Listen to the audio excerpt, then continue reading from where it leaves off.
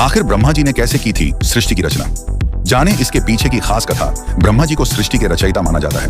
उन्होंने जल का छिड़काव करके एक विशाल अंड का निर्माण किया, जिसमें सदाशिव ने अपनी चेतना प्रवाहित की। सनातन धर्म के अनुसार ब्रह्मा जी को सृष्टि का रचयिता माना जाता है। उन्होंने जल का छिड़काव करके एक विशाल अंड का निर्माण किया, जिसमें सदाशिव ने अपनी चेतना प्रवाहित की। इसी चेतना से विभिन्न अंग उत्पन्न हुए और उन्होंने संपूर्ण पृथ्वी को आवृत कर लिया। इसके उपरांत ब्रह्मा जी ने सृष्टि की संरचना प्रारंभ की। ब्रह्म पुराण में भी इस बात का जिक्र है कि सृष्टि का जन्म ब्रह्म देवता द्वारा हुआ है। सत्यार्थ नायक की महागाथा किताब के जरिए जानते हैं कि आखिर ब्रह्मा जी ने किस तरह से सृष्टि की रचना की थी और इसके पीछे की क्या कथा है। सृष्टि में केवल परब्रह्म था।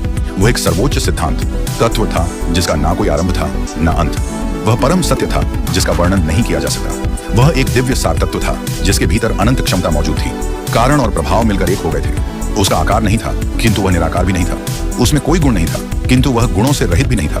विचारों और इंद्रियों की पहुंच से परे से वह एक विशुद्ध चेतना थी, एक ऐसा उत्प्रेरक जो खुद तो परिवर्तित नहीं होता, किंतु हर तरह का परिवर्तन ला सकता था। परब्रह्म की इच्छा हुई, तभी भौतिक ब्रह्मांड का निर्माण आरंभ हुआ। ब्रह्मांड प्रकट होने को तैयार था।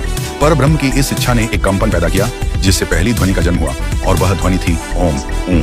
इस एक ध्वनि में समस्त ध्वनियां समाहित थी। सबसे पहले बनने वाले मूल तत्व को महत तत्व कहा गया, जिससे 3 गुणों की उत्पत्ति हुई।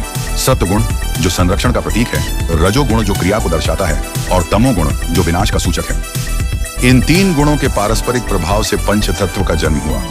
वायु, जल, पृथ्वी, अग्नि और आकाश। इन तत्वों के साथ में मिलने से प्रकृति अस्तित्व में आई। इन गुणों ने 5 इंद्रियों को भी उत्पन्न किया। दृष्टि, श्रवण, स्पर्श, गंध और स्वाद। इन 5 को महसूस करने के लिए 5 ज्ञानेंद्रियां विकसित हुई, जिन्हें मन द्वारा संचालित किया गया। पदार्थ की उत्पत्ति के साथ संवेदना प्रकट हुई।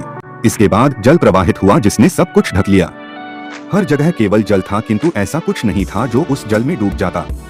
तब परब्रह्म ने स्वयं एक दिव्य स्वरूप धारण किया, जो जल से भरे सरोवर में कमलदल बनकर प्रकट हुआ। जल को नार और निवास को अयन कहते हैं। इस तरह इस दिव्य स्वरूप को नाम मिला नारायण। फिर परब्रह्म ने अपना अंश जल में प्रत्यारोपित किया। इस तरह जल ने स्वयं निषेचित होकर उस अंश का पालन पोषण किया। एक सुनहरा अंड जो प्रकाशवृत्त की तरह चमक रहा था। चूंकि यह अंड परब्रह्म से उत्पन्न हुआ, इसलिए इसे ब्रह्मांड कहा गया। फिर नारायण ने विष्णु बनकर इस अंड में प्रवेश किया, जिसमें विष्णु सर्वव्यापी थे और वे संरक्षक कहलाए। उन्हें सत्व गुण का अधिष्ठाता माना गया। चूंकि उस सुनहरे वृत्त अर्थात हिरण्य ने विष्णु को गर्भ की तरह ढक लिया था, इसलिए उस अंड को नाम मिला हिरण्यगर्भ। विष्णु की नाभि से 14 पंखुड़ियों वाला एक कमल पुष्प निकला और फिर इस पुष्प से ब्रह्मा प्रकट हुए। यह परब्रह्म की एक और दिव्य अभिव्यक्ति थी। ब्रह्मा सृष्टि के रचयिता थे। उन्हें रजोगुण का अधिष्ठाता माना गया। सृष्टि के इस जनक के एक हाथ में कमंडल था और दूसरे में माला थी। इस प्रकार